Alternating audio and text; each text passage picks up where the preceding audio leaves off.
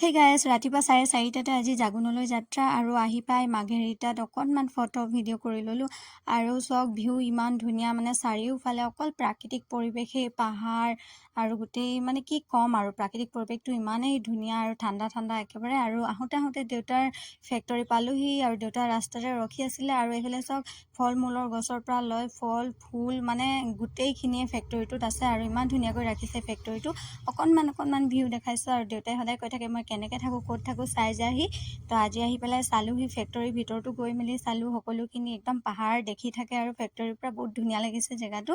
আচলতে প্ৰাকৃতিক পৰিৱেশটোৰ কাৰণে বেছি ভাল লাগিছে আৰু দেউতাও খুচ যায় মানে ফেমিলি আহিছে আজি বুলি কিনে খুৰা খুৰী মই খুৰাৰ ভাইটি আমাৰ ভাইটি মা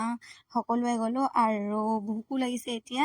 আমি ফেক্টৰীত খানা নাখালোঁ আহোঁতে আমি ডিগবৈত এখন মানে ধাবা পালোঁ তাতে আমি খাই ল'লোঁ আৰু এতিয়া ঘৰলৈ যাওঁ খাই বৈ বাই আজিৰ ভিডিঅ' ইমানেই